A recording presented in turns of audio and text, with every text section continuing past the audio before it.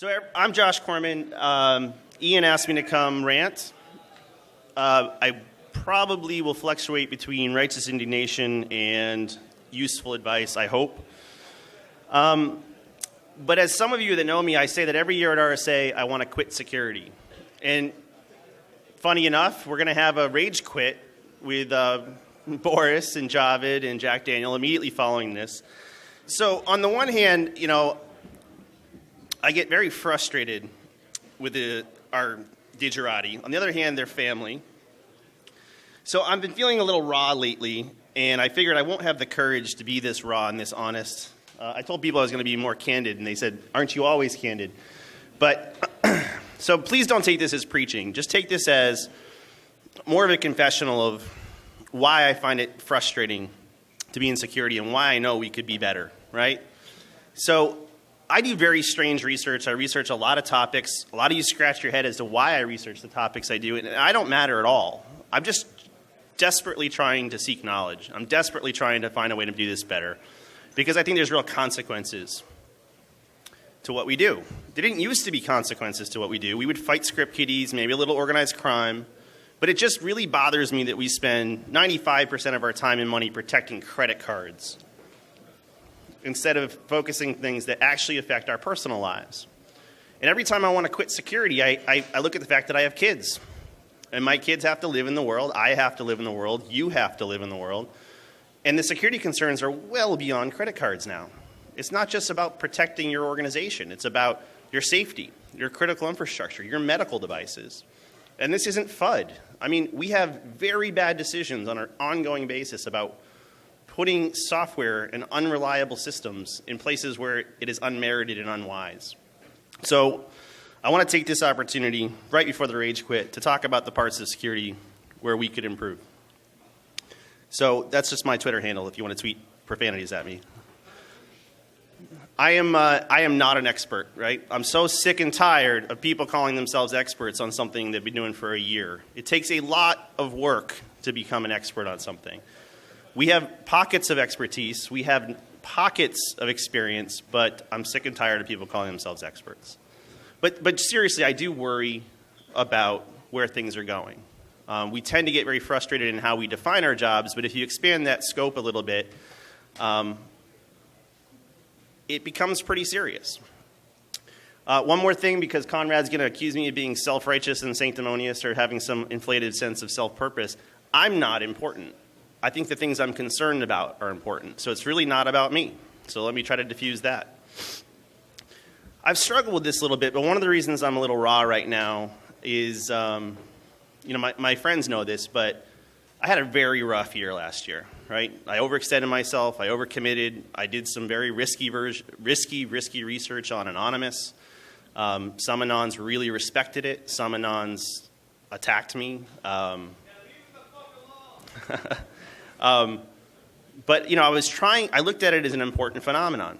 I didn't mean to, but I worked with Gene Kim I started the Rugged thing several years ago, and I thought it was pretty much cruising along, and all of a sudden DevOps came up, and we had a hard year with DevOps. But at the end of an already really tough year, my mom was 58 years old. She abruptly had a stroke. It kind of messed with my head a little bit. She started getting a little better, and just after the holidays, she passed away. And, we talk about these things as, maybe too personal for on stage, and maybe it is too personal. But what it's really done for me is, we work really hard hoping that eventually we're going to enjoy ourselves, right? But it really kicks you in the gut and makes you wonder what your priorities are and why you're doing what you're doing and if you're doing things that matter. And I definitely want to do things that have a purpose and matter. And I think part of the reason that we're burned out as a community as we are is because we're not finding purpose. We're doing activities. We're doing work. It's futile work at times. But we lack purpose. So, I hope to, by the end of this, maybe give you some ways to insert a little purpose into what you're doing. I hope. Maybe I'm wrong. So I worked with a Navy SEAL who had PTSD and whatnot, and this is how he put it. He said that he wanted to be a passionate, purposeful, principled protector and provider.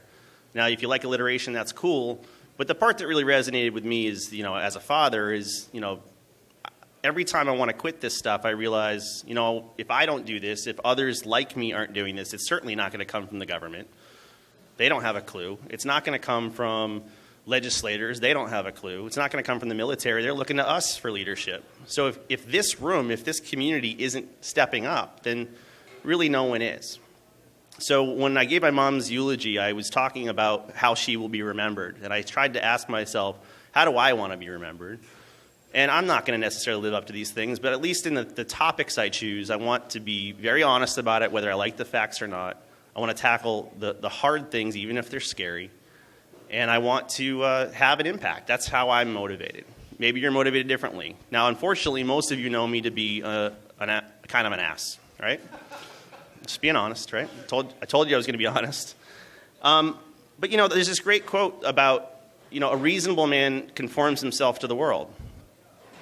It's the unreasonable man who expects the world to conform to him, and that's why all progress is dependent upon the unreasonable man. So I'm hoping that I can make a few of you a little bit more unreasonable. So it wouldn't be an InfoSec talk without ranting about failures. So does anybody know what this number represents? What? VT detection?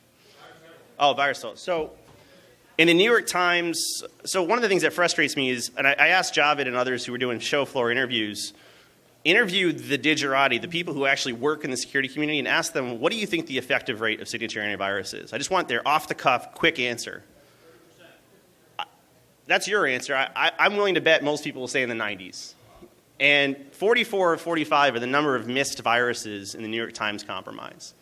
That's not 90% detection. It's not, right?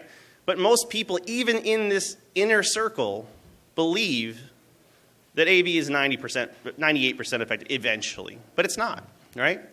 Now, there's a small pocket of us that have figured this out. Maybe you had a state-sponsored espionage breach. Maybe you had a kitten-killing three-letter acronym breach. So you buy something really advanced, right? You want to augment your limited signature antivirus, because why would we rely on such an antiquated thing? So what does this number represent? So if you were one of those people who actually figured out that signature antivirus didn't work and you went with something on top of it, such as Bit9, what happened to them recently? I'm not mocking them. I'm not shaming victims. Everyone will have OPSEC failures. But how do you stand a fighting chance if you're defending an organization when we spend the most money on antivirus, when it's the least effective control in our toolkit? Again, the most money on the least effective control. I wasn't here for Dan's keynote, but I heard one of the memorable quotes, we buy antivirus to avoid getting fired, right? So I'm fine with that. I'm not telling you to throw it away.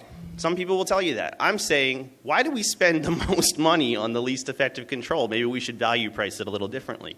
So I'm not going to mock Bit9, but it's really tough that even the people who could justify something that wasn't mandated by PCI on top of their traditional security investment are still having a hard time. And then, as I sat on my couch grieving, and I saw all the Twitters go by about what's this number represent? APT1, right? So here's an interesting tidbit. We've been fighting for years to get the mainstream media and the mainstream to acknowledge the existence of very serious threats. Whether they're talented or not is immaterial. And the second it comes out, we go into full troll mode and we make fun of everyone perpetrating. I hate the term. But what I like is that we're actually acknowledging and talking about the fact that there's been a breach of intellectual property or trade secrets in most of the Fortune 100 companies. All right. But instead of talking about how do we rise to these challenges, you know what my Twitter stream was filled with? The rabbit wars. We have to be better, guys. Everybody, right? So I feel that at times, most times, we are part of the problem. All right. So I asked this very simple question in the fall at RSA Europe. I said, are we getting better? What's the crowd consensus? Are we getting better? Hell no, right? Now, that's not negative. We could always blame Anonymous. We could always blame kitten killing APT. We could blame Canada Next, right? We have a whole bevy of things to blame. But seriously, how would we know if we were getting better, staying the same, or getting worse? You know, what would the criteria be? So for a long time, I've been working with the CISOs, and I said, where do your sources of change come from, right? And I'm not saying this is the comprehensive list, but most things fit into this category, right? Either bad guys change, compliance bad guys change. Did I just say bad guys? Yeah, I think I did. Technology changes, right? We're all moaning about virtualization and cloud computing and bring your own device, so that makes our job harder. Business priorities change, and economics and now politics change. I mean, you guys bemoan my research about Anonymous, but Anonymous is the ones that pointed out to me that the ITU and the UN were trying to take over a free and open internet. Are you guys paying attention to civil liberties? We're talking about PCI. Who gives a shit about PCI? Who gives a shit about PCI? I know we have to. I mean, if you were put in charge to be the sheriff of your town, if you were the constable of your town, and you had to solve crime, would you go first for pickpockets or for murder rate?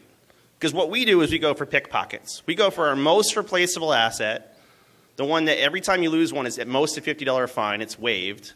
And what we're really doing is we're protecting the card brands. We're not protecting ourselves. So anyhow, those sources of change lead to fatigue and burnout, right? And one of the things that we didn't really plan to do, and I'll talk about this in a little bit, is 1 year ago we did the first stress and burnout study. We used a Maslow stress index. It's an actual psychological framework for measuring the stress and fatigue of an industry. So EMTs, firemen, SWAT teams, soldiers, whatever, they apply the same exact survey method to see how stressed out are you. Are you in the red zone? Are you at risk for alcoholism or substance abuse or depression or suicide? Guess what? We scored, there's 3 measurements. Jack's in the room, right? Jack can get this right. There's 3 measurements, right? One of them is your level of fatigue. One of them is your level of cynicism. I didn't make it up. Cynicism is our core competency.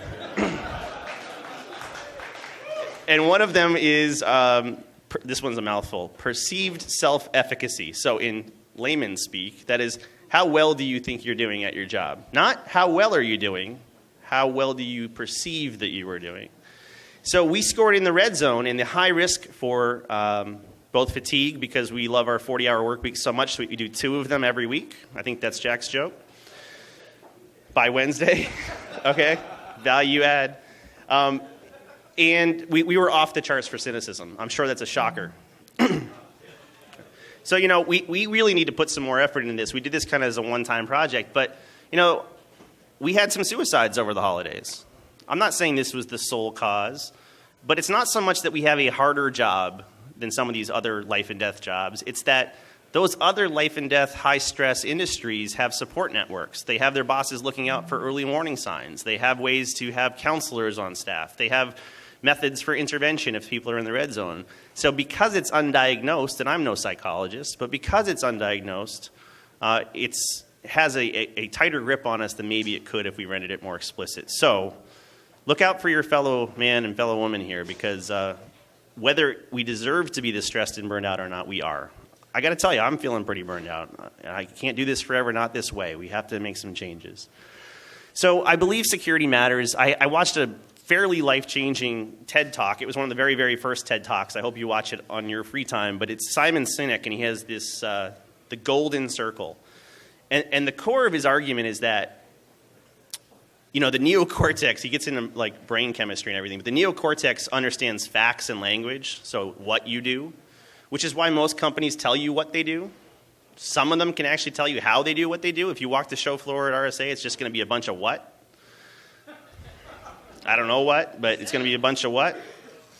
But the really successful historical figures focus on why, right? One of his case examples is Martin Luther King didn't say, I have a plan. He said, I had a dream, right? It wasn't that people cared what he said. It's that they valued what he valued. So seldom do we focus on why we're doing what we're doing, and therefore we don't necessarily have purpose or meaning to drive it. So I want to focus on why for this talk. Now, one of the posts I did a while back is we tend to talk in terms of frequency and impact. So screw impact. Nobody gets a good estimate of impact. We've had so many fights about what's the impact. So we know how many times a breach happens or maybe how it happened, but we don't necessarily know what the impact is. So I'm going to put a sideways slant on it. How replaceable is an asset type as a function of how much we should care about it?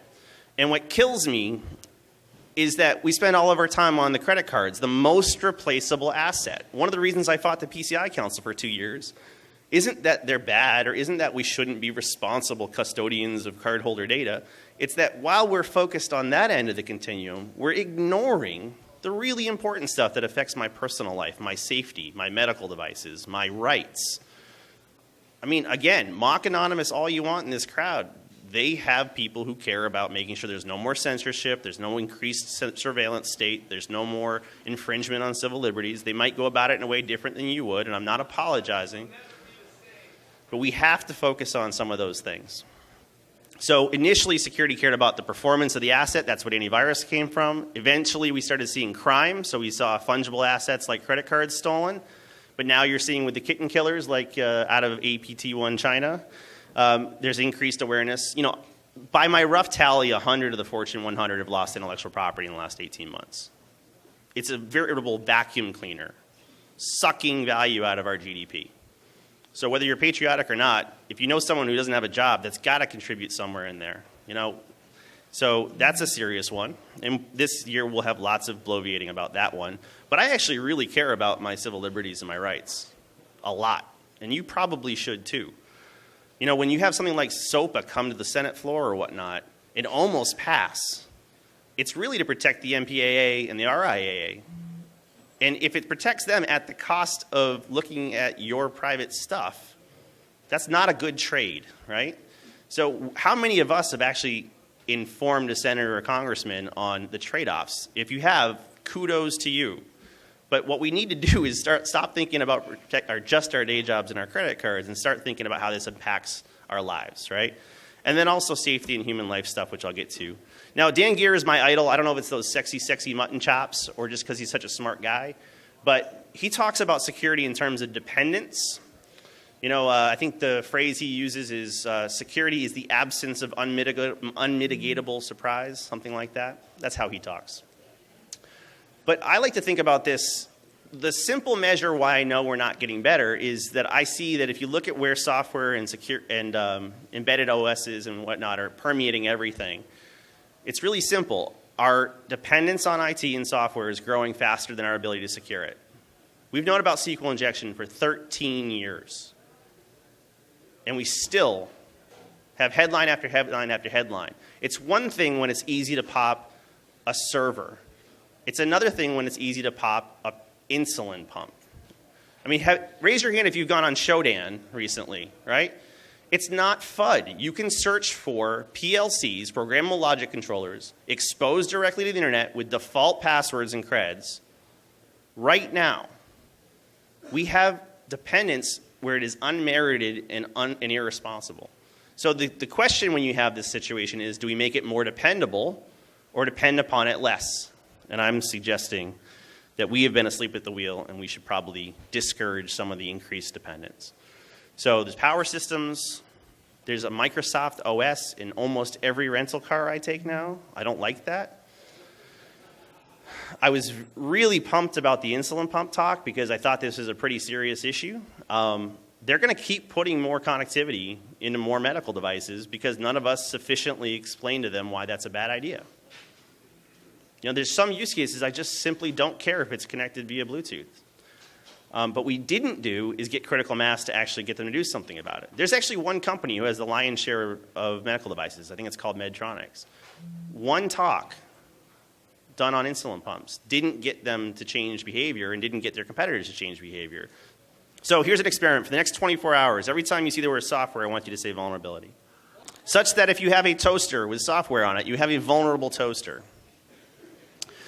If you see the word connected, I want you to substitute exposed, such that you have an internet-enabled toaster, you have a vulnerable exposed toaster. You know, on the flight over here on JetBlue, I got to see commercial after commercial on Cisco's The Internet of Things. I am not comforted by the Internet of Things. I am very discomforted by the Internet of Things. And I'm not a Luddite. I'm not saying to smash stuff. I'm saying if we can't protect a simple system against simple, blind SQL injection, why are we putting software everywhere? There are some use cases where it's fine, and there's some use cases where it's not. So I think one of our challenges, I'm not sure I'm right about this, I'm happy to be wrong, but I think we continue to bring a technical solution to what is first and foremost a cultural problem. So I'm looking at Jim there. Apologies in advance. OWASP, love OWASP and hate OWASP. OWASP has been around for how long? We have an OWASP top 10. It's largely the same as it was when we first issued it. We have a lot of volunteerism. We have a lot of technical controls. Screw the OWASP top 10. Let's just focus on one thing and do it, right? Can we please eliminate SQL injection? Please, for the love of God. But the answer is no, because we sprinkle penicillin dust over all the sick patients instead of getting a sufficiently healthy dose to one. We haven't earned the credibility to show that we can effectively and consistently and pervasively solve simple problems. And until we do, we're not going to earn the permission to solve other problems. Let's actually put something in the win column. So I'd like to assert that we confuse activity, because we're doing stuff, with effect, because some of the things we do matter and some don't, right? Mostly we focus on symptoms, the heads of the hydra instead of the heart of the hydra. We focus on the easy shit instead of the important shit, right? With a low-hanging fruit, we call it. But guess what happens? When all you do is solve the low-hanging fruit, all you're left with is the hard shit, which sometimes equals the important shit. So I'm not looking to boil the ocean here. I've been in the industry long enough. I know we can't fix everything. So the Pareto principle says let's focus 80-20. Fine. It's not magic. Are you sure we're focused on the right 80-20 ratio?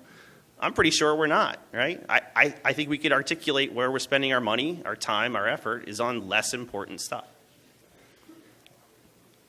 All right, so best practices. I'm going to program you to think every time you see this, you can know definitively that they aren't, right? Best practices aren't. Not anymore. We crafted these in 2003. Everything's changed except for our practices. All right, and good enough isn't. All right. So let's not just complain, scream in the darkness. So what do you want to do about it? Well, the problem I find when I show people this stuff is some of you don't actually want to do anything about it, right? So I'd like to think that people motivated to come to a B-Sides are more motivated to actually make things slightly better. But a lot of us just want excuses or plausible deniability when things go bad. So I'm going to assume there's at least 2 or 3 good people in the crowd that really want to get better, and the rest of the presentation's for you. So here's the thing. You can't look in the same well-worn places if you want to improve things. So if it's a mainstream accepted idea, it's pretty much already being done, right? I think we have lots of private sector incentives to solve private sector incented things. What we aren't doing, anybody know the tragedy of the commons? You know what that is? All right. Tragedy of the commons basically says selfish greed will solve certain things, the private free market will solve those things. But there are some things that everybody needs, but no one will pay for. No one will actually pay attention to. And I think increasingly, as I become more of an activist, I guess, my heart's in the public good. It's the things that the private sector and the show floor at RSA can't possibly solve. And what I really hope to accomplish through this is for the few of you, this strikes a chord in your heart, that you help pick up a shovel and help do some of that good work. Because, again, we're going to inherit the consequences of what we do or don't do.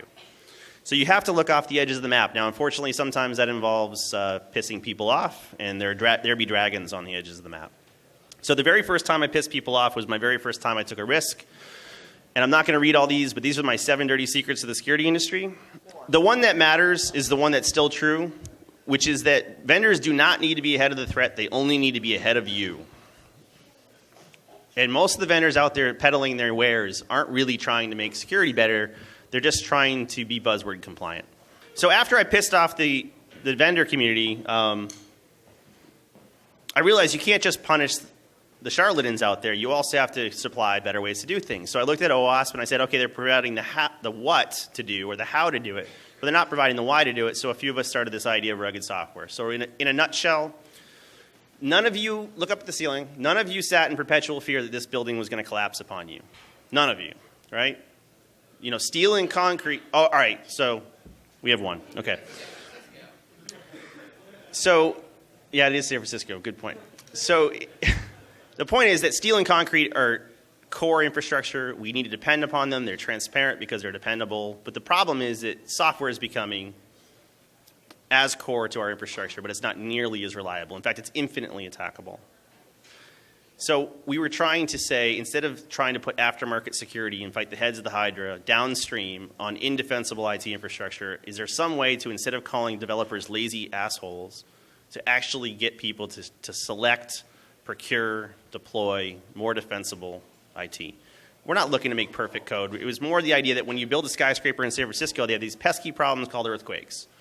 So you have to factor that into your design, and what we were saying is factor into your design adversaries seeking to undermine your code. But then I turned to the community itself. I was a big fan of FUDSec and fighting FUD, and as an analyst, I destroyed vendors who tried to use FUD. I made them cry sometimes. So we had to fight FUD, but the problem is, we're the opposite of FUD sometimes. When we know that there's kitten-killing Chinese out there, and someone uses the wrong word, instead of celebrating the fact that they're actually ready to engage us on a serious adversary we know about, we do the opposite, blind faith and unswerving denial. We say, no, it's not, or that's fear-mongering, or that's war-mongering, or that's just trying to justify their budgets, which might also be true. But, when you add the noise of the echo chamber, when you have bloggers and experts on everything, and someone wants to promote their idea, how do you find the signal in that sea of noise? So I was trying to say, it's not enough to just add signal. We also need to fight noise, which is probably why there's certain rabbit wars sometimes. Next, I said, screw legacy stuff. So Chris Hoff and he ended up putting all this stuff in the Cloud Security Alliance, but through IONS, we put together stuff that said, well, we screwed up traditional IT. Maybe we can get cloud stuff better. But unfortunately, we blew that opportunity. So then I took on the PCI Council. And I said, is the PCI the No Child Left Behind Act? And I got in a 2-year fight with not only the PCI Council, but with one of the founders of BSides, Mike Don. And we've hugged it out. But essentially, my motivation was, while we're spending all this time and energy on the card data and the card data environment, we're neglecting much more important things, the things that keep your business in business. So it wasn't that I hated PCI. It's not that I thought you shouldn't care about your custodial responsibilities. It's that it was all-consuming. And as an analyst who had data on publicly traded companies and private companies, I watched all the money shift from good security stuff to older security stuff. The PCI Digital Dozen required 11 controls, our oldest and least effective controls. And despite people knowing that they had to solve other problems, all the money shifted to the required stuff. So what I said is, in our attempts to make the dumb kids smarter, we made the semi-smart kids dumber. We defined a minimum and we got it. But, I put that hatchet to rest. So then I moved to metrics because people think metrics would save us. So I said the zombie apocalypse, Moneyball, and security metrics, and Alex Hutton and I worked on this. And basically, in our desire to go from faith-based security, just listening to Bruce Schneier and our high priests, we wanted to go to evidence-based security, right? But the problem is, our evidence base is so bad that it's equivalent to numerology, which is still faith-based security. It's just faith in random numbers. But the one I think is the most close to the bone is the stress and burnout study. So I already defined that for you, but I really think, our ability to rise to some of these challenges is going to be throttled and limited by our ability to make sure that we're not burning out ourselves, right? We're choosing the right battles. We're choosing winnable battles. We're actually getting cooperation to win a few battles. So that's why the sec burnout stuff's becoming important. Now, the controversial one is when I tried to understand and engage Anonymous. But Jericho of attrition.org and I said, everyone's afraid to talk about it. So how about we try to talk about it? Not judge them, not dismiss them, not apologize for them, but this seems to be significant. You have large groups of people who are fed up enough with the system that they're opting out of social contracts. Some of their grievances are legitimate. Some of them you might not agree are legitimate. That's up to you. And while we dismiss them as script kiddies, their motivational structure is pretty clear. It might be diverse, but it's pretty clear. So we spent about 1.5 years, 2 years writing on our free time a dialectic to get talking and get understanding. Because at the time, there were all sorts of bad media coverage about them. And when you don't talk about something, you let the FUD take over. So we talked about it. So we did our Building a Better Anonymous blog series. It's basically we accidentally wrote a small book. I didn't mean to, but that's what happened. Then comes H.G. Moore's Law. So you saw that earlier if you saw Ed Bellis' talk. But in my attempt to talk about are we getting better, what I realized is the only adversary that we're strong enough to defend off is the self-imposed auditor, right? So the idea was that these compliance regimes, this is my better way of talking about the PCI problem. If you look at Metasploit as how strong a script kiddie is, because they can have no skill whatsoever. They can do anything that open source distribution can do. And every day, smart people put more capability into it. Our friends put more capability into it. So without debating the morals of all that, because it's immaterial, every single day a script kiddie gets stronger, but our defenses don't. And when I've given the Pepsi challenge and I've said, can your defensive hypothesis handle H.G. Moore's law, invariably people go home from a conference, they try, and they say, nope. I haven't found one yet who in their current default configuration could actually stop the bevy of Metasploit. So here's the problem. If you can't stop Metasploit, you can't stop organized crime. And this idea of hackback when you can't even stop Metasploit is preposterous, right? We have a very large gap between what we're trying to stop and what the strength of the attacker is that you're trying to stop. So this becomes a feedback loop. This isn't academic. This is actionable. You can go back to your company next week and run Metasploit and see how well you fare. And then it's almost like hitting rock bottom as an alcoholic, right? People who do this, they're like, wow. And then the sobering point is, I have no idea how I'm going to actually close that gap.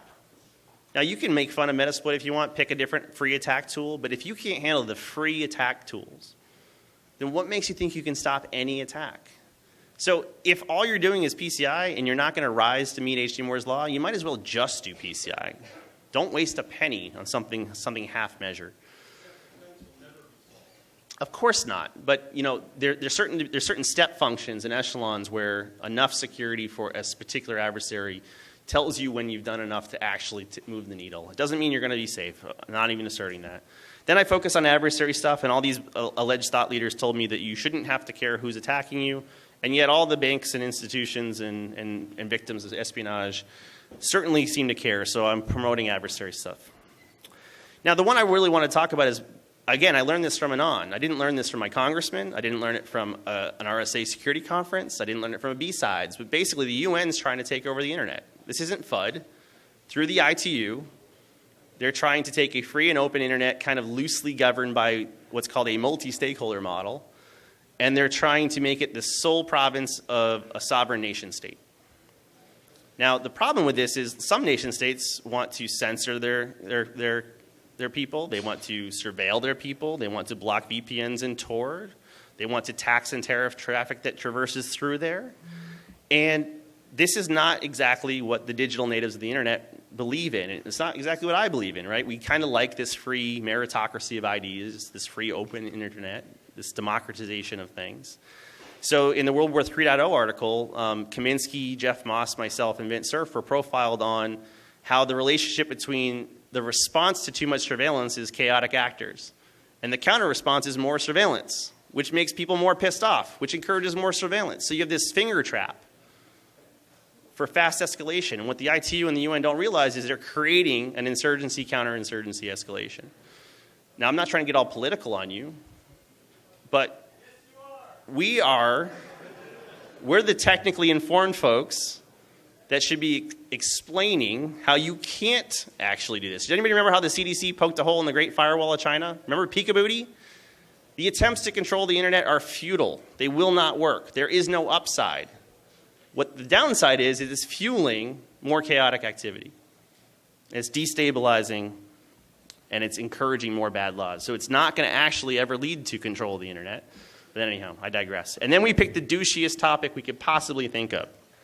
Jericho and I said, you know, Anon wasn't controversial enough. Let's talk about cyber war. We only did the talk once. I'm trying to convince him to do it again for ThoughtCon. But essentially what we said is most of the cyber war stuff is nonsense. But let me pose a question to you. Knowing our friends, knowing the people in this room, if the American Revolution was fought right now by you, because people in this room have started citizen soldier militias. I've talked to them last night. If we were to do a guerrilla warfare, asymmetric warfare, using Metasploit, using Shodan, using social engineering, using propaganda, using an open source intelligence, you know how much you could do. So while we groan and dismiss stupid phrases like cyber war, because it is a stupid, stupid phrase, we're not actually talking about the realities of the situation. So let's get past the groaning and what can be done about it. So I'm a big fan of experimentation. And unfortunately, we've done very little experimentation. Okay. So Gene Kim and I worked on Gene Kim's one of my heroes. Is Gene here? Gene! Gene just wrote The Phoenix Project. Life-changing book. Okay, so I like zombies. I know zombies are becoming cliche now that we have The Walking Dead. I was a Shaun of the Dead fan myself, but essentially I look at the zombie apocalypse. Now, some of you have seen this model before, but I'm going to take it a little bit further. So what's going to save you during the zombie apocalypse is, do you go into that dilapidated wooden barn with your survivors, or do you go to the actual defensible structure? And what has the biggest impact on whether or not you're going to survive the zombie apocalypse is if you have defensible choices, right? Is your IT even defensible? And in many cases, it's not, and we kind of just give up. We've surrendered this. The second most important thing isn't what you secure with an RSA blinky light box. It's how well do you run your environment, right? So someone tweeted to me, I asked for people to say, what should we say to the crowd? They said, the best security, you can debate this, but they said the best security people were sysadmins, right? Anybody agree with that? All right. Or used to be sysadmins. And now the security people have an audit background and a SysP. But one of the reasons that's an important thing is being able to run things well matters as well. So if defensible infrastructure is about reducing your attack surface, this is about reducing your chaos and entropy in the network, right? How do you run it? Know what you have, know when it changes, zero unplanned changes. This is why I love Gene Kim, right? The visible ops mantra. Now, what you're seeing lately is some of us are starting to figure out this third layer. Now, as we go up the stack, we're getting towards the empty calories, the things that have very little impact on defending and surviving the zombie apocalypse. So if step one was choosing defensible infrastructure, step two is making sure people keep their shit together, right? They don't panic. They act as a unit. The third one is, as we fight in the dark, do we have floodlights and video cameras and door sensors to know how many zombies are attacking and from which direction? Because we're very, very poorly instrumented. This is why you're seeing things like network analysis and network forensics and more instrumentation and better security logging. And as you saw Andrew Hayes' presentation, more forensics, anticipating the forensics requirements in advance. So this is about having more eyes and ears to notice more whispers and echoes. And then comes the stuff PCI makes us do. I'm sorry to pick on PCI today. I'm in a bad mood. But these are the specific blinky lights and pieces of software, okay? These are the empty calories. Now, most of our efforts focus on the tippity top of the pyramid. Some people are actually talking about actually doing situational awareness better. But the real gains are going to come when we pick defensible infrastructure and we manage it well. And we don't typically use those. So let me map out. I wish I had SE Core data. Have you guys seen SE Core? Who hasn't gone to SE Core yet? There were over 1,000 security cons last year. Because clearly the measure of how well we're doing in security is how many cons we have. Now, what I'm trying to denote here is most of our cons, most of our conversations are focused on specific countermeasures, and they're typically narrowed towards the mandatory security spending of regulatory compliance. So things like credit card numbers or personally identifiable information. That's what the acronyms stand for. So all that red cluster, if you were to heat map those, think of every talk at every single conference. How many of them mattered, right? Now, because of the kitten killers and the recent report and all the stuff on CNN and MSNBC and Fox and everything, everyone talking about the APT1 stuff, whether it's FUD-tastic or real or both, we're starting to see certain vendors try to rise beyond compliance into actually defending intellectual property. But it's a vast minority compared to the thousands of talks at RSA on basic compliance stuff. And then if you look at critical infrastructure, there's a couple talks. You sometimes see the Basecamp type stuff. You saw people do a couple SCADA things. It's fashionable once in a while to do. But there really isn't a lot of stuff focused on critical infrastructure vulnerabilities. And then you have the one, or if you count it, two talks on medical devices like insulin pumps. Aside from our DEF CON 20 talk, I haven't seen very many talks at all about infringement on civil liberties or the ITU takeover. What's that? Hope, yeah, there are exceptions, no doubt. In fact, I want to commend ShmooCon. They got rid of their break it track, and they added a, what they call it, belay it track. I watched the track. There's some good talks, but in general, it's really, really easy to attack something, and it's really, really, really hard to defend something. And I'm disappointed by how much time we spend on pen testing and break and shit, and how little time we spend on actually making it better. I don't need more O days. We can't handle the O days we have. So I want to see, how do we migrate, how do you differentiate yourself as a researcher? By tapping into some of these undernourished and under-addressed issues. You know, instead of one insulin pump, why don't we have a month, just like the month of Apple bugs or the month of browser bugs, why don't we have a month of medical device bugs? That would get mainstream attention. That might actually tip things. You might actually put pressure on those organizations. Actually, someone just said full disclosure. I reread one of the original anti-sec manifestos, not the new anti-sec, the original anti-sec. And go back and read that. They talked about how the disclosure debates were going to lead to scene whores. I don't think we have any of those. And war profiteers selling snake oil. I don't think we have any of those. They were kind of right. Go back and read, you know, they were basically keeping their vulns and their O days for the inevitable conflict, which may or may not come, but looking more likely to come. See, one of the problems is we always focus on the quick win, the tactical stuff. And this is the wonky part, but there's this thing called Horizon 1, 2, 3, right? Horizon 1 is right now shit. And we tend to do lots of right now shit. We react. Horizon 2 is supposed to be 12 to 18 months, or 12 to 24 months. And Horizon 3 is supposed to be things that won't really provide value for 3 to 5 years. So how do you actually rise to fill the gap? Well, part of it is using that pyramid in an intelligent way, right? It's looking for the asymmetric wins. $1 spent on a countermeasure is worth 10 cents. $1 spent on defensible infrastructure is worth 1,000. So we don't really look at the return on activity. So yes, it's going to take a while to make more defensible infrastructure. We have to start now. So what I realized is no one's going to be altruistic, right? We're primarily motivated by ego. Like, how many cons do you speak at, and how elite are you, and how many keynotes did you give, or how many blog posts, or how many retweets, or how many followers. Like, the whole thing makes me sick. Or you go to show floor at RSA, and it's all about, you know, how much money you're making. I mean, someone just said today on camera that we measure the success of the industry based on the revenue growth of the security vendors. How is that even close to the right measurement of success? It's not. So I'm not stupid enough to think we're all going to be all of a sudden altruistic or altruist-sec, but that is where my heart is, right? I try to focus on the things that affect our personal lives. And there's no one that's going to pay me to do that. That's why Jericho does his work about plagiarism on his nights and his weekends. No one pays him to research plagiarists. No one pays him to research charlatans. And people who think he's mean, he does a ton of that work on his free time. OSVDB is the open source vulnerability database. I mean, there are people who do this stuff on their free time. So there is a gene, a streak of altruism in the industry, even if you don't understand it or agree with how it's done. So I don't think that everyone in this room is going to all of a sudden be altruistic. I mean, you clearly call me nuts, right? So I don't care what your motivation is. Find a different motivation. It can be rational, selfish greed. It could be your ego. So be the most badass medical device discovery vulnerability researcher there is. No one's doing it. There was 1.5 talks about it. So let me talk about social contract theory for hopefully 60 seconds. This is the idea that everyone's selfish, and out of rational, enlightened self-interest, we make contracts with each other. So if we're on a desert island, I'm with Jaded, and there's a limited number of coconuts, I should kill him in his sleep and steal his coconuts. But he should steal me in my sleep and steal my coconuts.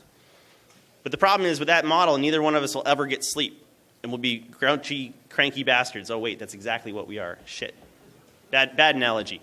But what we basically agree to out of rational self-interest is, I won't steal his coconuts and he won't steal my coconuts. That's what a social contract theory is. Right? So let's just be selfish, but more strategically selfish. The problem is, every time we get overwhelmed by how hard this is, we have this thought-terminating cliche, well, at least it's job security. Bullshit. You're going to have job security regardless. This is the thing that stops us from being uncomfortable. You should be uncomfortable. Because when you're uncomfortable, what's that quote in the fortune cookie thing? Necessity is the mother of invention. Discontent is the first step for any man or nation. There are things to be pissed about. And your question is, do you just say it's job security, or do you actually try to make yourself better? So I couldn't do it alone. I'm still not doing it successfully. But what I figured out is some problems are bigger than just one person. So most of the most substantial research I've done has been with Gene Kim, with Jericho, with Kaminsky, with Alex Hutton, with Jack Daniel. When we combine our strengths, we do better work. It's not 2 + 2 = 4, it's 2 + 2 = 20. So some of the really interesting things came from someone who I respected but disagreed with, and we tried to hash it out and hug it out, and we came up with better ideas. So let's juxtapose some of those ideas. Wendy Nather, who's the research director at 451, she's come up with a brilliant concept called the security poverty line. And what she basically said is, while we try to give all this advice on fighting state-sponsored adversaries, most organizations have barely enough budget to pass an audit. So they live at the poverty line. And she's right. Now juxtapose that with H.C. Moore's law. So if you have to be this tall to get to the poverty line, and I'm saying you need to be this tall to stop the weakest adversary we have, how do we resolve the two of those? You can't. It's too hard to even stop script kiddies. Now, that doesn't mean you give up. It just means that working harder won't get you there. You have to work smarter, which is where that pyramid comes in. Let's talk about metrics and numerology. I had lots of fights over the DBIR. I've had lots of fights over the Mandiant M-Trends report. I've had lots of fights over different data sources and information collection. We desperately want evidence. The problem is it's not reliable. There's selection bias. There's capricious use of it. We don't use metrics to inform our decisions. We use metrics to justify our decisions. And even though there's Metricon going on Thursday or Friday, we don't yet have the right kind of data, so don't put too much hope. We have to push to get better data, but right now it's not really working. So I promised a few people I would bring up terms that they asked me to bring up. These are the ones where we're going to fight. All right, so professionalization. I'm not talking about CISP. I'm not talking about SANS certification. This community resists professionalization. I'm not taking a stand on it. I'm simply posing, when we have bloggers or bloviators or false prophets that we hate, when we have fighting about who knows what and who has the credibility to speak about what, one of the problems is if you're a lawyer and someone breaks the code of lawyers, they're disbarred. They can't practice anymore. When you have an architect who designs unsafe and irresponsible bridges, they can't be an architect anymore. We have no correction methods that are robust and sanctioned to make sure that our signal is always signal. We have lots of false prophets, not a few. We have a lot of false prophets. We have people spreading their thought leadership with zero research behind it. So we lack any sort of professionalization, and more importantly, our culture is allergic to the idea of professionalization. I don't know what form it should take, but I know we're not going to grow until we talk about something that we could live with for our own rational self-interest. How do we regulate ourselves besides fail blogs? You know, Chris Sagoyan, some people love him, some people hate him. He basically said to me once on the phone, he's like, vendors don't respond to research. Vendors don't respond to disclosure. They respond to class action lawsuits. I don't know if he's right, but we haven't really looked at litigation much. We haven't really looked at how do you use the legal system to possibly cause better activity and put the onus for defensibility of infrastructure on the supply chain instead of on you as an operator. Legislation. I'm good friends with Cryptia. He helped me on the Anonymous project. He is completely allergic to Lieberman's cyber legislation language. He hates Lieberman with a passion. He's written blog post after blog post after blog post on how bad the legislation is. So I have a simple counterpoint. How about instead of complaining that they use the wrong words or that they don't get it, why don't we have a few of us bringing them ready-made, articulate, actionable, correct proposals that they can then put their name on and be famous for? Now, I don't actually want to start a lobby, but right now you have charlatans on CNN. How many times did we tolerate Lagat on CNN? How many of us stepped up to replace him? So we like to complain about people doing it wrong, but we haven't actually figured out what are the top 3 issues that this industry wants to promote. Does anybody agree on that? And who are the best spokespeople to take that to mainstream media to promote those 3 ideas? I think it's a douchey idea, and yet we got to try something. And then media hacking. We have some of the best social engineers on the planet in this community, some of them in this room. And yet we haven't really applied that benevolent social engineering to actually controlling the narrative. We let vendors control the narrative instead of us deciding what we should expose and when we should expose it into which critical mass. So the irony is when we wrote the Building a Better Anonymous series, I didn't realize it at the time, but I might as well have been writing Building a Better InfoSec series. I asserted there were 3 things that people could do. Number 1 is, the first and most important step is, why do we do what we do? So how do you state your beliefs, right? What are your values? What are your first principles? Why do we do what we do? What's important to us? And I don't think we've actually, as a community, thought about the community level concerns. Not for the community, but for ourselves. Be selfish. I can't expect human nature to change. So as a selfish individual thinking 3 to 5 years out, what do you really want to see differently? Done differently. Second thing is, how are we going to prosecute the pursuit of those first principles and values? So what's our code of conduct? What is our operational parameters on how we're going to do that? And then we had a whole section on unlocking your inner badass, right? Measure twice, cut once type stuff. Choosing fewer battles, right? Do fewer things better. A new swordsman will flail wildly with little impact. A master swordsman will seldom draw their blade, but when they do, it's a death stroke. So how do we actually seek impact with the things that we choose to do? And this is the one that might make you laugh. A couple of them are in the room. But because some problems are bigger than me or bigger than any one of you, or pick your favorite 3 security researchers, they can't really get much done on their own. So, maybe we need to assemble a stronger team.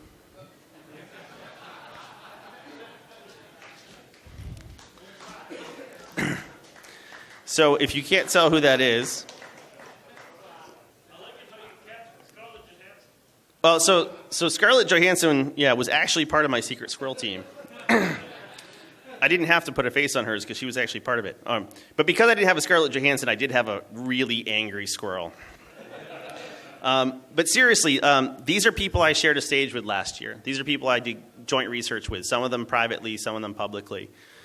And it's really powerful when we don't just do a solo act.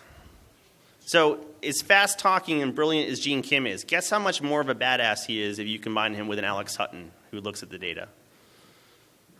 And, one of our keynotes yesterday was Dan Kaminsky. That's the Hulk. Dan is mocked sometimes, which is funny and perplexing to me, but he's one of the only people who's testified in front of Congress. He actually got DNSSEC pushed through, whether you like DNSSEC or not. He's also curing color blindness. That's right. So the one in the back that you can't really see is Alex Hutton. But these are people that I tried to team up with on one-on-one team-ups.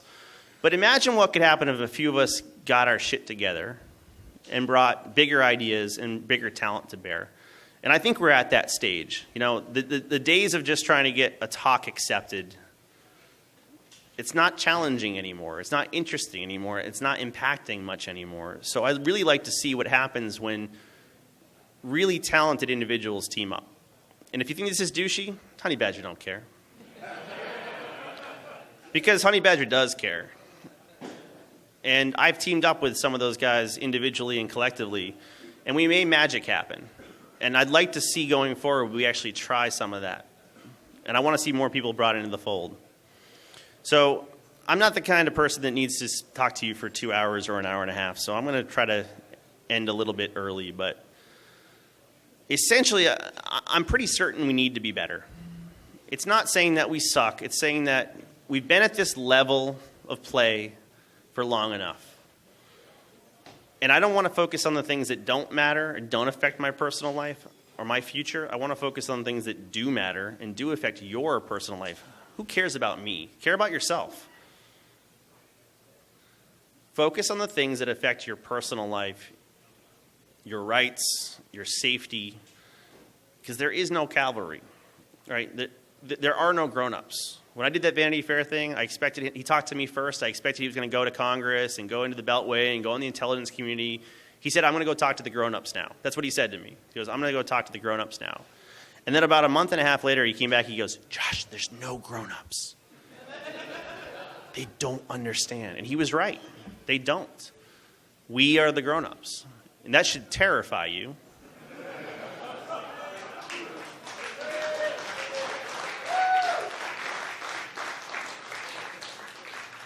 But we are the grown-ups. So We need to be better. Where's Conrad? Because he better get his shit together. Right? We need to be better, right? So make it better. If you're sick of the shit, if you're sick of the futility, if you're sick of just doing PCI rocks, and you know that other things matter more, it's up to you whether you want to do things that have purpose or impact, or if you want to keep doing the same mundane stuff. You have to make a living. You don't have to do stupid stuff. And I'm not denigrating your day jobs, but if you feel a lack of purpose, there are other ways to contribute. I'd be thrilled if I got 1 or 2 more collaborators after today. Just 1 or 2. It doesn't take everybody. So we're going to have this rage quit thing. It's going to be Jack and Javid and Boris. So let me try to frame this for you using a social engineering term. If you're going to quit, if you're going to get up here on the mic and rage quit, don't quit the important shit. Quit wasting your time on the shit that doesn't matter, right? Or add to what you're doing for the shit that doesn't matter. Thank you.